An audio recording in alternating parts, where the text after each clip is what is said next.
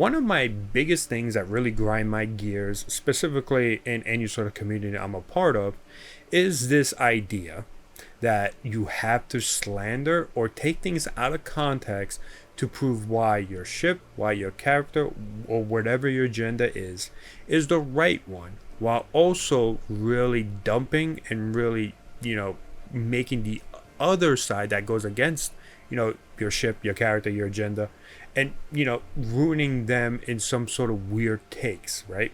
Ruining them in some sort of way. That is where I get a lot of the frustration from. It's not who you like, in terms of characters, it's not who you ship, because at the end of the day, guess what? You can like whatever character you want. You could like whatever ship you want. I won't tell you can't ship them. I won't tell you can't like that certain character at all. I will never tell you this, right? Because at the end of the day, everyone likes things differently. But what I don't like, again, is when you try to use something to try to slander that character, ship, or whatever, again, to prove your agenda. That's where I make a lot of videos on that regard, such as mischaracterizations, like the one I did on Cloud. And unfortunately, in the Final Fantasy VII community, it happens a lot. That kind of situation happens a lot, but it also happens a lot in One Piece. And I think at the end of the day, it happens in probably every single community, no matter what, right? And I really want to try and, not like give you or make you change, your belief, change, like what you think, or like make you try to like dislike a certain character, or like because of one bad take that someone, else had that was part of your community, right? It's not that. It's just to give you a thought. It's just to give you an idea. Just to give you some sort of discussion. Just to give you some, way to think about, you know what? That actually makes a lot more sense. And what that person said really didn't, right? That's the point. You could still cannot, don't have to believe me. You don't have to take what I say as fact. But the point I'm trying to do is at least give you the opportunity to think about why I personally view this as a wrong way to, dissect a character or, dissect a scene. There's a scene in the very beginning of the game. If you have not played Final Fantasy VII Rebirth, I highly recommend you, be very wary of spoilers. But it happens in the very beginning of the game, Final Fantasy VII Rebirth. And in the very beginning of the game, we go through the Nibelheim flashback. We find out about what happens with Cloud, Tifa, Sephiroth, from him being a hero down to his downfall, or like to fall to a villain essentially, and find out what exactly happens to Tifa and Cloud before the events of Remake. And during the events of Nibelheim, we see that Tifa unfortunately gets sliced by Sephiroth. We see a huge gash that happens to align, in her abdomen, just below her breasts, right? And we also see Cloud picking her up and noticing, the bleeding, because he sees the blood on his hands, and puts her to rest while he goes to deal with Sephiroth, and then that's essentially where it ends. After that, we have a scene of Tifa doubting Cloud's memories, because what he told everyone else didn't really align with the memories that she had, because she doesn't remember Cloud being there in Nibelheim, right? So she finds this all strange, and she starts to even doubt Cloud was even there, right? But it just feels weird to her, because at the same time, it's like it really matches most of what she remembers. So she goes towards Cloud to meet him on the rooftop to try to, find out the truth and just try to find out what is going on. They go. Tifa goes first up to the rooftop, and as Cloud goes to follow, all of a sudden the static appears, Genova cells, Sephiroth appears, and they start putting doubt into Cloud's mind, right? That he killed her, that she shouldn't be alive, right? So if she shouldn't be alive, who is she? Who's the one that just went up to the rooftop? Just to sow the doubt, the seeds of doubt into Cloud's mind. And then when Cloud goes up to the rooftop, we see those seeds of doubt occur when they get into some sort of argument about, like, where were you, Cloud, 5 years ago? Tifa, what, are you really real? because you should have died in Nibelheim. You know, those that kind of moment, and you could probably see it as the scene plays out, right? And she is trying very hard to like figure all this out, and she's getting frustrated because Cloud is not cooperating. He's not. She's using her words. She's trying very hard to try to get through to him, but Cloud is just not cooperating. Part of that is the Genova cells trying very desperately to essentially block Cloud from remembering anything during the Nibelheim that isn't valuable to them. And, you know, after all of this, Tifa really just has become so frustrated because he is doubting her. She's doubting the memories. She believes that the whispers took her memories. You know, all of this, and it's just so frustrating for her. So she decides to do the last thing that she could think of to try to prove that she was there, that she is alive.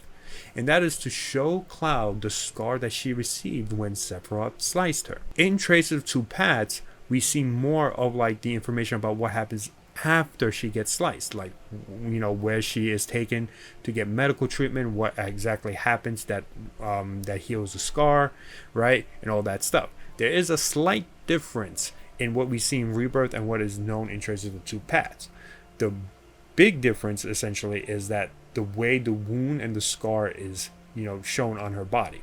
So in Traces of Two Paths, it is described in the book that her scar starts from right under her right breast, goes upward towards the top of her left breast, you know, the top right here, right? It's a long slash, right? But in the game, the slash is literally a horizontal slash just below her chest, right where her abdomen is, like usually where like your pancreas is, essentially. That is the big difference between the scar in Traces of Two Paths and the scar that we see in Rebirth. So why did they make this change? More than likely, it's for this specific scene in general. More than likely, they wanted to recreate the wound, because if they try to use the same wound that they described in Traces of Two Paths, it might seem very weird when Tifa starts lifting her shirt up, right? Then again, her outfit makes it seem like it could hide the scar very well.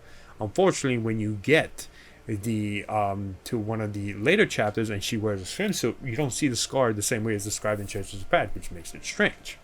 Now, in Traces of Two Paths, they also talk about how like the type of medical treatment that she received would, you know, hide the skin more. Like the skin will heal more, you know, over time, and it will make it seem like she doesn't have a scar there, but there's some scar tissues, especially where she was really cut deep, would still be there. That would still be shown.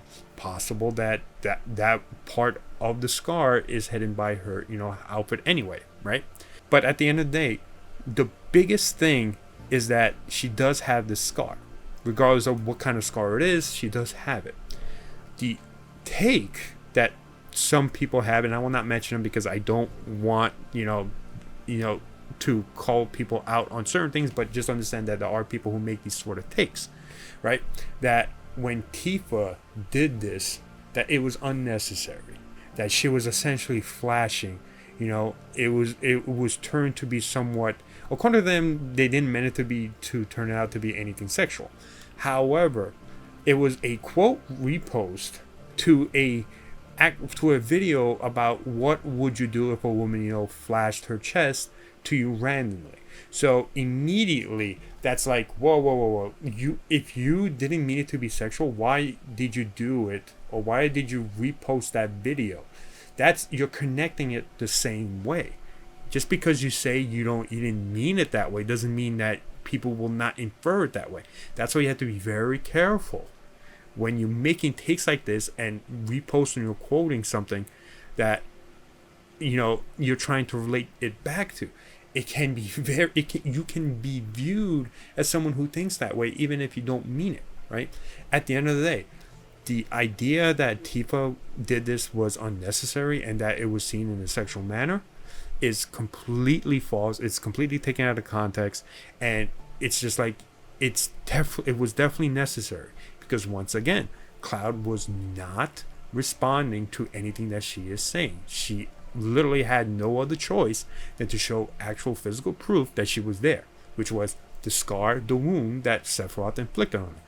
That is very hard to discredit.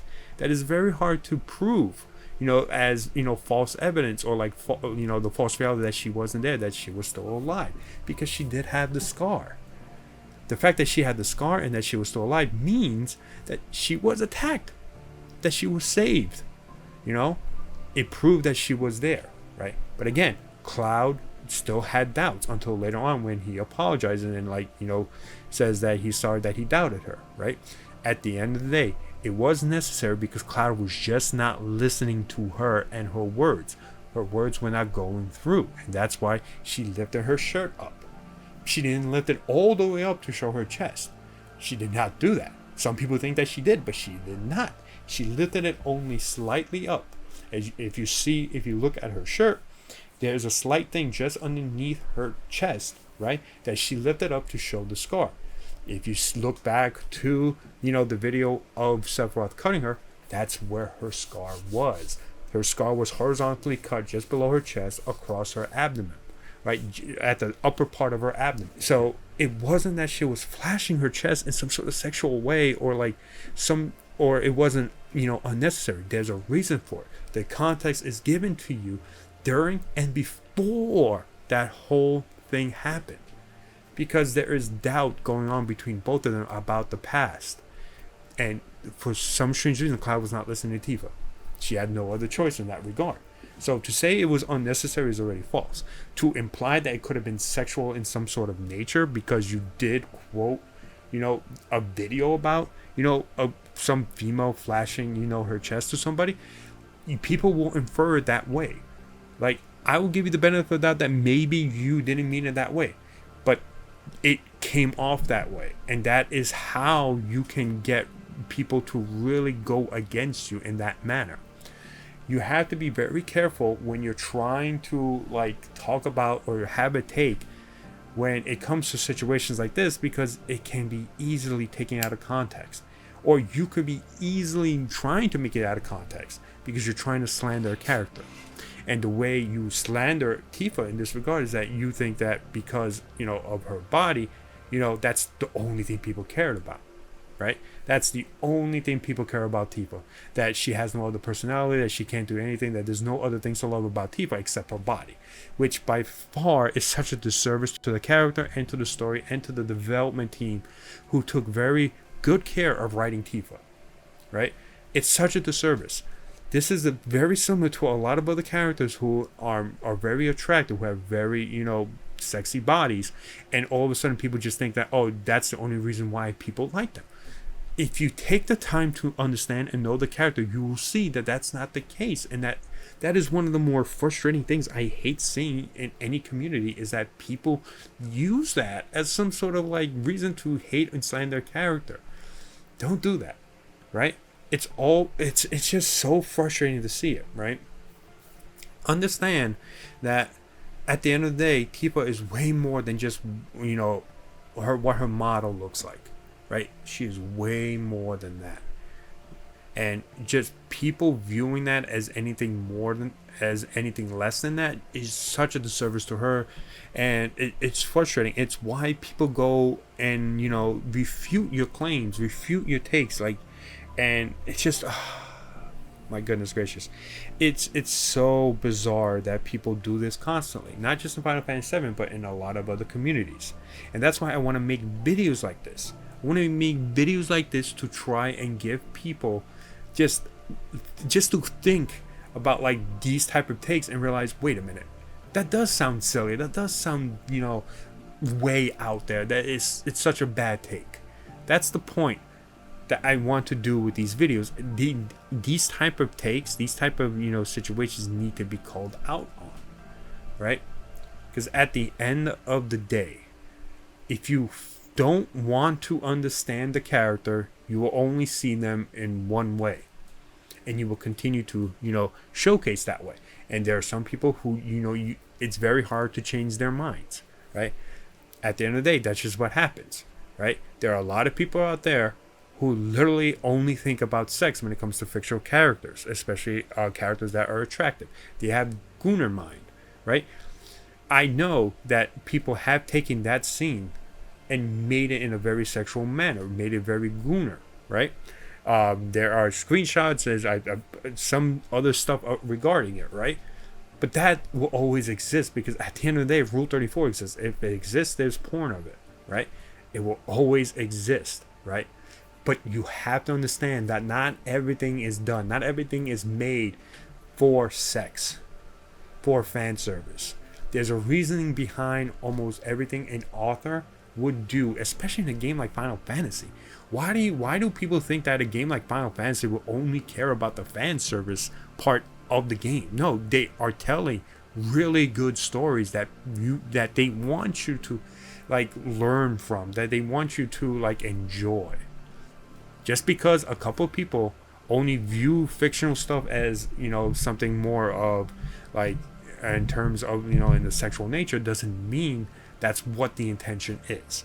So do not fall for that kind of trap.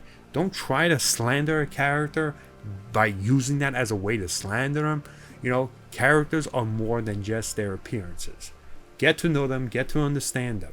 Even if you still dislike them at the end of the day, at least dislike them because you don't like, you know, certain personalities of the character or certain things that the character does. Don't make it in a way that is just about, oh, she has, you know, she has this very attractive model that's very, you know, in a very gooner way, and just think that's the only reason to hate a character. Like, no, it's so bizarre. I don't like that. That's why I make videos about like how appreciative we should be with characters like that, because at the end of the day, people will always use that as a way to slander them, you know? So yeah, it's such a bizarre take. At the end of the day, it was a very serious moment between these two characters who are just trying to figure out what exactly happened, trying to, you know, remove any sort of doubt that they have, you know, between each other and their memories. And to call it anything else, or to say that the action that Tifa did was unnecessary, is taking it out of context. And it does make you look like you don't play the game, honestly, because you're removing the context behind why she did that. And the only reason why we will remove the context is for two reasons. You didn't play the game, or you're trying to slander Tifa, or try to slander some sort of, well, not slander, but like try to prove some sort of point or agenda that you're using to try to, you know, hate on a character or hate on a group of the community, essentially. So yeah, I don't know. It's such a bizarre thing to do, and almost every single community has something like that. So I'm not putting the blame on every single member of the Final Fantasy VII community at all. It's why I also never, like, you know, point out, you know, who's making these tweets at all, because at the end of the day, a lot of this stuff is in almost every community, and my only goal is to at least, you know, make you aware of these takes and just give you an understanding of why takes like that are wrong, right? At the end of the day, like I said, ship who you want, like whatever character you want. If you have a certain interpretation, you're more than welcome to have that interpretation, but don't use that as an excuse to make some sort of take that essentially slanders a ship, character, or somebody, right? Just don't. That's the only thing you shouldn't do, right? So, or attack other people as well, you know, who are on the opposite side of the community. But again, it happens, and it's frustrating. And as you know, I really would like to continue making videos like that to just, you know, make people aware. So thank you so much. Hopefully you enjoyed this video. I do have a Discord. If you want to join it, the link to the Discord is down below.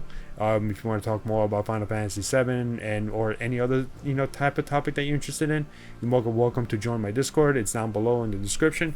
Like the video, subscribe to the channel if you want to see more of my content. And yeah, just thank you so much, and I'll see you guys next time.